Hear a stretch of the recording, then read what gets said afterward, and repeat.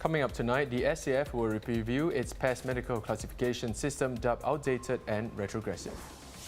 No jab, no problem. Travellers don't have to be vaccinated against COVID-19 to enter Singapore. And a man who smuggled a gun from Malaysia to scare rival gangs has been jailed and he will be caned.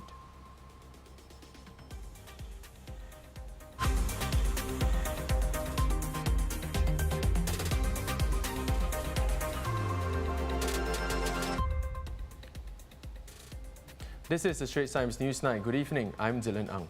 More national service enlistees will soon be able to take on operational roles within the Singapore Armed Forces, regardless of medical fitness. SAF is reviewing its classification systems in order to better deploy servicemen in more roles. Currently, full-time national servicemen are classified as either combat fit or non-combat fit, while the PES system categorizes NSFs ranging from PES A and B1 for combat vocations to PES F, where they are deemed medically unfit for any form of service. In Parliament today, Defence Minister Ng Eng Hen said the review is in response to a changing threat environment. With more jobs redesigned and using new technology, indeed a larger pool of servicemen will now be able to contribute in areas for which they were previously not eligible or capable. And this has less to do with our manpower constraints, but the expansion of capabilities and avenues in which they can contribute. The old system is outdated and retrogressive for many roles in the next generation SAF.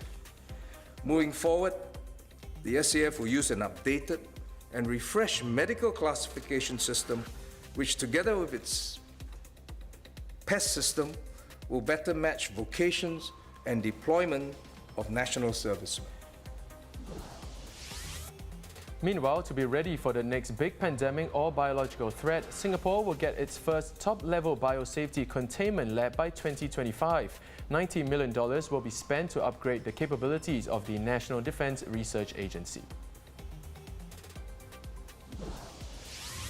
Singapore has no plans to require travellers to be vaccinated against COVID-19 as a condition for entry into the country. Transport Minister Ong Ye Kung spoke briefly about it in Parliament today and will elaborate more later this week. We have no plans to now impose the requirement that unless you are vaccinated, you can't travel. No plans to impose that requirement. Instead, we will continue to use tests and SHN requirements to ensure that travellers do not bring the virus into our communities. Speaking of the virus, 12 new COVID-19 cases were confirmed today. Now all 12 were imported and had been placed on stay-home notice on arrival. There were no new community cases and none from migrant workers' dormitories. And a quick reminder, you can collect your new face masks at vending machines from today. The mask is different from what Temasek Foundation has given out in the past. Made by Swiss company Livengard, the double-layered mask is made of treated cotton fabric that's said to be able to inactivate viruses. Two people have been fined $3,000 each for breaching COVID-19 rules when they gathered on a yacht on Boxing Day last year.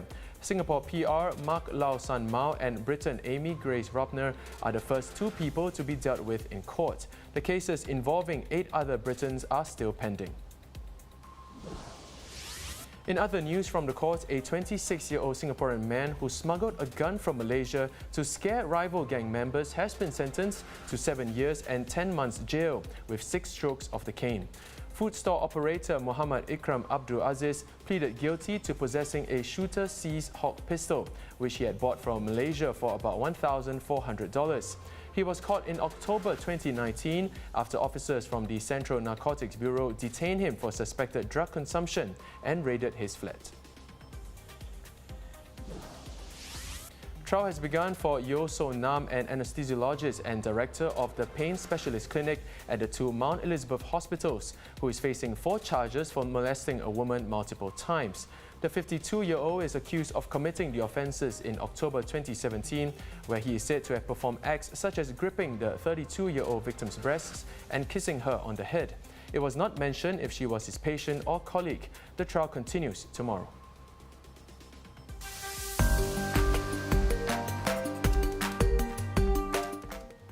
Let's take a look at what's been trending on social media today. Now, congratulations to all the winners at this year's virtual Golden Globes, co-hosted by Tina Fey in New York and Amy Poehler in Los Angeles. Top honors in the motion picture category went to Nomadland for Best Drama, and its director Chloe Zhao became the first Asian woman to win the Best Director accolade in the award's 78-year history. On the TV front, British drama The Crown picked up 4 wins, including Best Television Series for Drama, as well as acting nods for Gillian Anderson, Emma Corrin and Josh O'Connor. Netflix's The Queen's Gambit also racked up top honors, winning the award for Best Limited Series, Anthology Series or Motion Picture Made for Television, with lead actress Anya Taylor-Joy named Best Actress in a Limited Series. In sports, fresh from the high of Alexei Popirin's win at the Singapore Tennis Open, well, you'll soon have more to cheer about as a new Kallang Tennis Centre will be ready by the end of next year. It will feature up to 7 indoor and 12 outdoor courts and will integrate green replacements into spaces such as the rooftop, event plaza and outdoor boulevard. Taking to Facebook, Minister of Culture, Community and Youth Edwin Tong said the KTC will feature first-class facilities to host future tennis events and community-oriented features with common spaces for family and friends. Golfers, including Rory McIlroy, wore red shirts and black pants over the weekend in honour of Tiger Woods, still hospitalised after a car accident last week. Taking to Twitter, the 45-year-old legend thanked the golf community for their support. He said, "To every golfer and every fan, you are truly helping me get through this difficult time." Woods has been recovering from his latest back surgery and hoping he would be able to prepare for a run at the Masters in April when the crash occurred. And finally tonight, with travel still not happening just yet, this might just be the next best thing. Gardens by the Bay bringing a bit of Japan over to us in the form of cherry blossoms and Hello Kitty. And what's more, you can use your Singapore Rediscovers vouchers for the attraction opening today at the Flower Dome. And that wraps up the Straits Times Newsnight. Do visit straitstimes.com to see more news and videos. Have a great evening. See you tomorrow.